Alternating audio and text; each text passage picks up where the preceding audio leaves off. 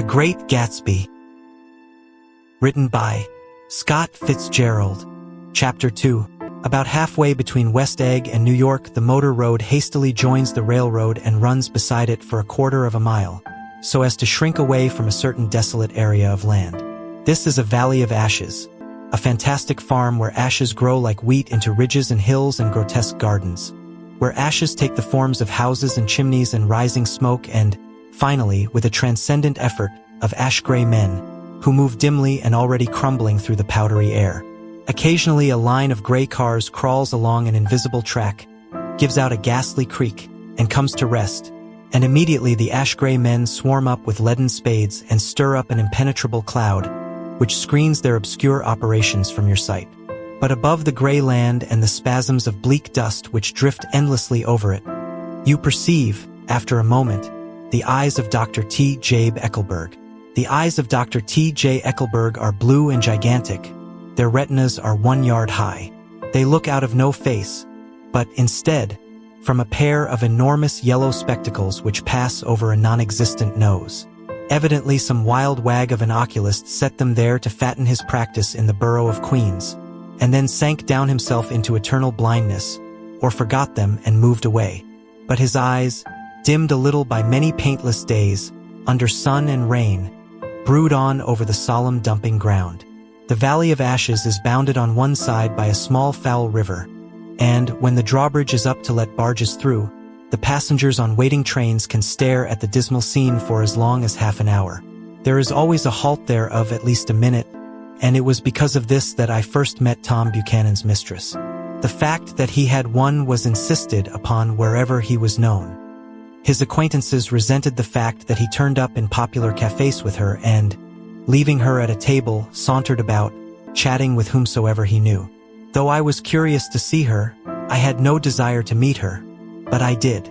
I went up to New York with Tom on the train one afternoon, and when we stopped by the ash heaps he jumped to his feet and, taking hold of my elbow, literally forced me from the car. "We're getting off," he insisted. "I want you to meet my girl." I think he'd tanked up a good deal at luncheon, and his determination to have my company bordered on violence. The supercilious assumption was that on Sunday afternoon I had nothing better to do. I followed him over a low whitewashed railroad fence, and we walked back 100 yards along the road under Dr. Eckelberg's persistent stare. The only building in sight was a small block of yellow brick sitting on the edge of the wasteland, a sort of compact main street ministering to it, and contiguous to absolutely nothing. One of the 3 shops it contained was for rent and another was an all-night restaurant, approached by a trail of ashes. The third was a garage repairs. George B. Wilson. Cars bought and sold. And I followed Tom inside. The interior was unprosperous and bare. The only car visible was the dust-covered wreck of a Ford which crouched in a dim corner. It had occurred to me that this shadow of a garage must be a blind, and that sumptuous and romantic apartments were concealed overhead, when the proprietor himself appeared in the door of an office, wiping his hands on a piece of waste. He was a blond, spiritless man, anemic, and faintly handsome. When he saw us, a damp gleam of hope sprang into his light blue eyes. "Hello, Wilson, old man," said Tom, slapping him jovially on the shoulder. "How's business?" "I can't complain," answered Wilson unconvincingly. "When are you going to sell me that car?" "Next week. I've got my man working on it now. Works pretty slow, don't he?" "No, he doesn't," said Tom coldly. "And if you feel that way about it, maybe I'd better sell it somewhere else after all." "I don't mean that," explained Wilson quickly. "I just meant—" His voice faded off and Tom glanced impatiently around the garage. Then I heard footsteps on the stairs, and in a moment the thickish figure of a woman blocked out the light from the office door. She was in the middle 30s and faintly stout, but she carried her flesh sensuously as some women can. Her face, above a spotted dress of dark blue crepe de chine, contained no facet or gleam of beauty, but there was an immediately perceptible vitality about her, as if the nerves of her body were continually smoldering. She smiled slowly and, walking through her husband as if he were a ghost, shook hands with Tom, looking him flush in the eye. Then she wet her lips, and without turning around spoke to her husband in a soft, coarse voice. "Get some chairs, why don't you, so somebody can sit down. "Oh, sure," agreed Wilson hurriedly, and went toward the little office, mingling immediately with the cement color of the walls. A white ashen dust veiled his dark suit and his pale hair as it veiled everything in the vicinity, except his wife, who moved close to Tom. "I want to see you," said Tom intently. "Get on the next train." "All right. I'll meet you by the newsstand on the lower level." She nodded and moved away from him just as George Wilson emerged with 2 chairs from his office door. We waited for her down the road and out of sight. It was a few days before the 4th of July, and a gray, scrawny Italian child was setting torpedoes in a row along the railroad track. "Terrible place, isn't it?" said Tom, exchanging a frown with Dr. Eckelberg. "Awful. It does her good to get away. Doesn't her husband object?" "Wilson. He thinks she goes to see her sister in New York. He's so dumb he doesn't know he's alive." So Tom Buchanan and his girl and I went up together to New York, or not quite together, for Mrs. Wilson sat discreetly in another car. Tom deferred that much to the sensibilities of those East Eggers who might be on the train. She had changed her dress to a brown-figured muslin, which stretched tight over her rather wide hips as Tom helped her to the platform in New York. At the newsstand she bought a copy of Town Tattle and a moving picture magazine, and in the station drugstore some cold cream and a small flask of perfume. Upstairs, in the solemn echoing drive, she let 4 taxicabs drive away before she selected a new one, lavender-colored with gray upholstery, and in this we slid out from the mass of the station into the glowing sunshine. But immediately she turned sharply from the window and, leaning forward, tapped on the front glass. "I want to get one of those dogs," she said earnestly. "I want to get one for the apartment. They're nice to have, a dog." We backed up to a gray old man who bore an absurd resemblance to John D. Rockefeller. In a basket swung from his neck cowered a dozen very recent puppies of an indeterminate breed. "What kind are they?" asked Mrs. Wilson eagerly as he came to the taxi window. "All kinds." "What kind do you want, lady?" "I'd like to get one of those police dogs." "I don't suppose you got that kind?" The man peered doubtfully into the basket, plunged in his hand and drew one up, wriggling by the back of the neck. "That's no police dog," said Tom. "No, it's not exactly a police dog," said the man with disappointment in his voice. "It's more of an Airedale." He passed his hand over the brown wash rag of a back. "Look at that coat. Some coat. That's a dog that'll never bother you with catching cold." "I think it's cute," said Mrs. Wilson enthusiastically. "How much is it?" "That dog." He looked at it admiringly. "That dog will cost you $10. The Airedale. Undoubtedly there was an Airedale concerned in it somewhere, though its feet were startlingly white. Changed hands and settled down into Mrs. Wilson's lap, where she fondled the weatherproof coat with rapture. "Is it a boy or a girl?" she asked delicately. "That dog? That dog's a boy." "It's a bitch," said Tom decisively. "Here's your money. Go and buy 10 more dogs with it." We drove over to 5th Avenue, warm and soft, almost pastoral, on the summer Sunday afternoon. I wouldn't have been surprised to see a great flock of white sheep turn the corner. "Hold on," I said. "I have to leave you here." "No, you don't," interposed Tom quickly. "Myrtle'll be hurt if you don't come up to the apartment." "Won't you, Myrtle?" "Come on," she urged. "I'll telephone my sister Catherine. She's said to be very beautiful by people who ought to know." "Well, I'd like to, but..." We went on, cutting back again over the park toward the West Hundreds. At 158th Street, the cab stopped at one slice in a long white cake of apartment houses. Throwing a regal homecoming glance around the neighborhood, Mrs. Wilson gathered up her dog and her other purchases and went haughtily in. "I'm going to have the McKees come up," she announced as we rose in the elevator. "And, of course, I got to call up my sister, too." The apartment was on the top floor. A small living room, a small dining room, a small bedroom, and a bath. The living room was crowded to the doors with a set of tapestried furniture entirely too large for it, so that to move about was to stumble continually over scenes of ladies swinging in the gardens of Versailles. The only picture was an over-enlarged photograph, apparently a hen sitting on a blurred rock. Looked at from a distance, however, the hen resolved itself into a bonnet, and the countenance of a stout old lady beamed down into the room. Several old copies of Town Tattle lay on the table together with a copy of Simon Called Peter, and some of the small scandal magazines of Broadway. Mrs. Wilson was first concerned with the dog. A reluctant elevator boy went for a box full of straw and some milk, to which he added on his own initiative a tin of large, hard dog biscuits, one of which decomposed apathetically in the saucer of milk all afternoon. Meanwhile, Tom brought out a bottle of whiskey from a locked bureau door. I have been drunk just twice in my life, and the second time was that afternoon. So everything that happened has a dim, hazy cast over it, although until after 8 o'clock the apartment was full of cheerful sun. Sitting on Tom's lap, Mrs. Wilson called up several people on the telephone. Then there were no cigarettes, and I went out to buy some at the drugstore on the corner. When I came back they had both disappeared, so I sat down discreetly in the living room and read a chapter of Simon Called Peter. Either it was terrible stuff or the whiskey distorted things, because it didn't make any sense to me.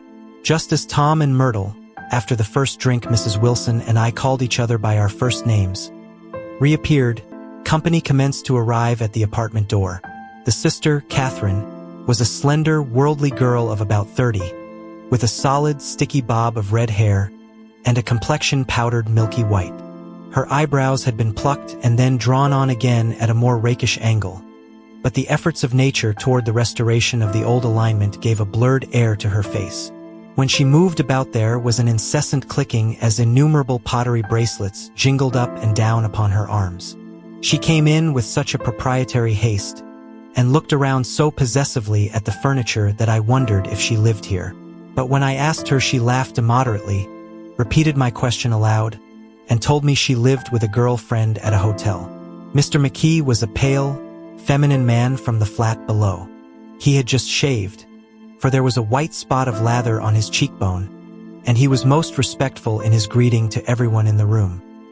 He informed me that he was in the artistic game, and I gathered later that he was a photographer and had made the dim enlargement of Mrs. Wilson's mother, which hovered like an ectoplasm on the wall. His wife was shrill, languid, handsome, and horrible. She told me with pride that her husband had photographed her 127 times since they had been married. Mrs. Wilson had changed her costume some time before, and was now attired in an elaborate afternoon dress of cream-colored chiffon, which gave out a continual rustle as she swept about the room. With the influence of the dress, her personality had also undergone a change. The intense vitality that had been so remarkable in the garage was converted into impressive hauteur. Her laughter, her gestures, her assertions became more violently affected moment by moment, and as she expanded the room grew smaller around her, until she seemed to be revolving on a noisy, creaking pivot through the smoky air. "My dear," she told her sister in a high, mincing shout, "most of these fellas will cheat you every time. All they think of is money. I had a woman up here last week to look at my feet, and when she gave me the bill you'd have thought she had my appendicitis out." "What was the name of the woman?" asked Mrs. McKee. "Mrs. Eberhardt. She goes around looking at people's feet in their own homes." "I like your dress," remarked Mrs. McKee. "I think it's adorable." Mrs. Wilson rejected the compliment by raising her eyebrow in disdain. "It's just a crazy old thing," she said. "I just slip it on sometimes when I don't care what I look like. But it looks wonderful on you, if you know what I mean," pursued Mrs. McKee. "If Chester could only get you in that pose, I think he could make something of it." We all looked in silence at Mrs. Wilson, who removed a strand of hair from over her eyes and looked back at us with a brilliant smile. Mr. McKee regarded her intently with his head on one side, and then moved his hand back and forth slowly in front of his face. "I should change the light," he said after a moment. "I'd like to bring out the modeling of the features, and I'd try to get hold of all the back hair." "I wouldn't think of changing the light," cried Mrs. McKee. "I think it's—" her husband said Sage, and we all looked at the subject again, whereupon Tom Buchanan yawned audibly and got to his feet. "You McKees have something to drink," he said. "Get some more ice and mineral water. Myrtle, before everybody goes to sleep, I told that boy about the ice." Myrtle raised her eyebrows in despair at the shiftlessness of the lower orders. "These people, you have to keep after them all the time." She looked at me and laughed pointlessly. Then she flounced over to the dog, kissed it with ecstasy, and swept into the kitchen, implying that a dozen chefs awaited her orders there. "I've done some nice things out on Long Island," asserted Mr. McKee. Tom looked at him blankly. "2 of them we have framed downstairs." "2 what?" demanded Tom. "2 studies. One of them I call Montauk Point, the gulls, and the other I call Montauk Point, the sea." The sister Catherine sat down beside me on the couch. "Do you live down on Long Island, too?" she inquired. "I live at West Egg." "Really? I was down there at a party about a month ago, at a man named Gatsby's." "Do you know him?" "I live next door to him." "Well, they say he's a nephew or a cousin of Kaiser Wilhelm's. That's where all his money comes from." "Really?" She nodded. "I'm scared of him. I'd hate to have him get anything on me." This absorbing information about my neighbor was interrupted by Mrs. McKee's pointing suddenly at Catherine. "Chester, I think you could do something with her," she broke out. But Mr. McKee only nodded in a bored way and turned his attention to Tom. "I'd like to do more work on Long Island, if I could get the entry. All I ask is that they should give me a start." "Ask Myrtle," said Tom, breaking into a short shout of laughter as Mrs. Wilson entered with a tray. "She'll give you a letter of introduction? Won't you, Myrtle?" "Do what?" she asked, startled. "You'll give McKee a letter of introduction to your husband, so he can do some studies of him." His lips moved silently for a moment as he invented, "George B. Wilson at the gasoline pump," or something like that. Catherine leaned close to me and whispered in my ear, "Neither of them can stand the person they're married to." "Can't they?" "Can't stand them." She looked at Myrtle and then at Tom. "What I say is, why go on living with them if they can't stand them? If I was them, I'd get a divorce and get married to each other right away. Doesn't she like Wilson either?" The answer to this was unexpected. It came from Myrtle, who had overheard the question, and it was violent and obscene. "You see," cried Catherine triumphantly. She lowered her voice again. "It's really his wife that's keeping them apart. She's a Catholic, and they don't believe in divorce." Daisy was not a Catholic, and I was a little shocked at the elaborateness of the lie. "When they do get married," continued Catherine, "they're going west to live for a while until it blows over. It'd be more discreet to go to Europe." "Oh, do you like Europe?" she exclaimed surprisingly. "I just got back from Monte Carlo." "Really? Just last year?" "I went over there with another girl." "Stay long?" "No, we just went to Monte Carlo and back. We went by way of Marseilles. We had over $1,200 when we started, but we got gypped out of it all in 2 days in the private rooms. We had an awful time getting back, I can tell you. God, how I hated that town." The late afternoon sky bloomed in the window for a moment like the blue honey of the Mediterranean. Then the shrill voice of Mrs. McKee called me back into the room. "I almost made a mistake too," she declared vigorously. "I almost married a little kike who'd been after me for years. I knew he was below me. Everybody kept saying to me, 'Lucille, that man's way below you.' But if I hadn't met Chester, he'd have got me sure." "Yes, but listen," said Myrtle Wilson, nodding her head up and down, "at least you didn't marry him." "I know I didn't." "Well, I married him," said Myrtle ambiguously. "And that's the difference between your case and mine." "Why did you, Myrtle?" demanded Catherine. "Nobody forced you to." Myrtle considered. "I married him because I thought he was a gentleman," she said finally. "I thought he knew something about breeding, but he wasn't fit to lick my shoe." "You were crazy about him for a while," said Catherine. "Crazy about him?" cried Myrtle incredulously. "Who said I was crazy about him? I never was any more crazy about him than I was about that man there." She pointed suddenly at me, and everyone looked at me accusingly. I tried to show by my expression that I expected no affection. The only crazy I was when I married him. I knew right away I made a mistake. He borrowed somebody's best suit to get married in, and never even told me about it. And the man came after it one day when he was out. "Oh, is that your suit?" I said. "This is the first I ever heard about it." But I gave it to him, and then I lay down and cried to beat the band all afternoon. "She really ought to get away from him," resumed Catherine to me. "They've been living over that garage for 11 years. And Tom's the first sweetie she ever had. The bottle of whiskey, a second one, was now in constant demand by all present, excepting Catherine, who felt just as good on nothing at all. Tom rang for the janitor and sent him for some celebrated sandwiches, which were a complete supper in themselves.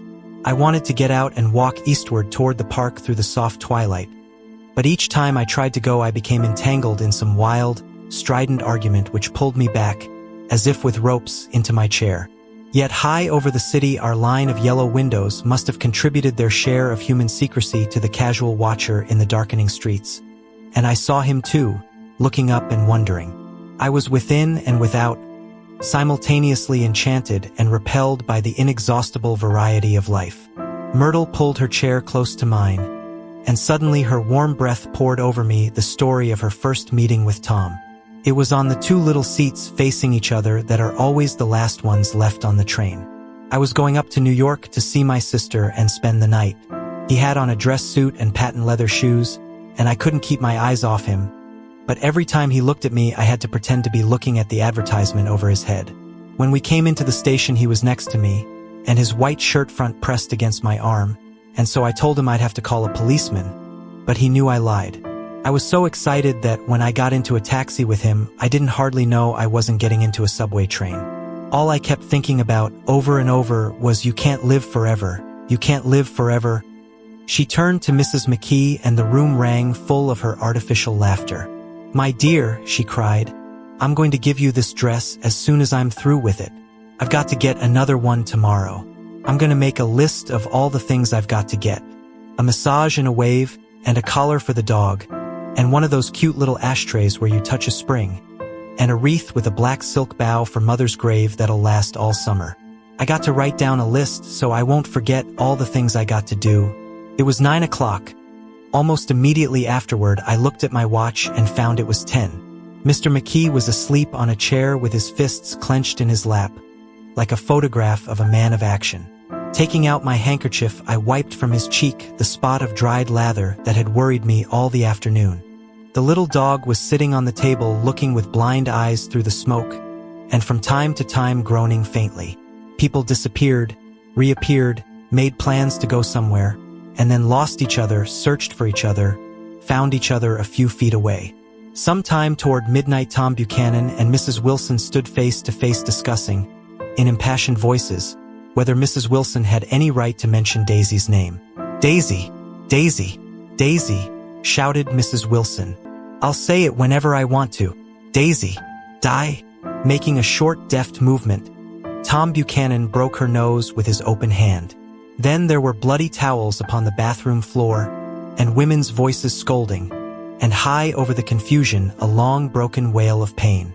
Mr. McKee awoke from his doze and started in a daze toward the door. When he had gone halfway, he turned around and stared at the scene. His wife and Catherine scolding and consoling as they stumbled here and there among the crowded furniture with articles of aid, and the despairing figure on the couch, bleeding fluently, and trying to spread a copy of Town Tattle over the tapestry scenes of Versailles. Then Mr. McKee turned and continued on out the door. Taking my hat from the chandelier, I followed. "Come to lunch some day," he suggested, as we groaned down in the elevator. "Where?" "Anywhere.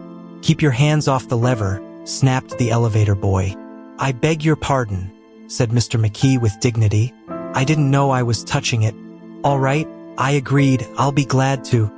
I was standing beside his bed, and he was sitting up between the sheets, clad in his underwear, with a great portfolio in his hands. Beauty and the Beast, Loneliness, Old Grocery Horse, Brook and Bridge. Then I was lying half asleep in the cold lower level of the Pennsylvania station, staring at the Morning Tribune and waiting for the 4 o'clock train.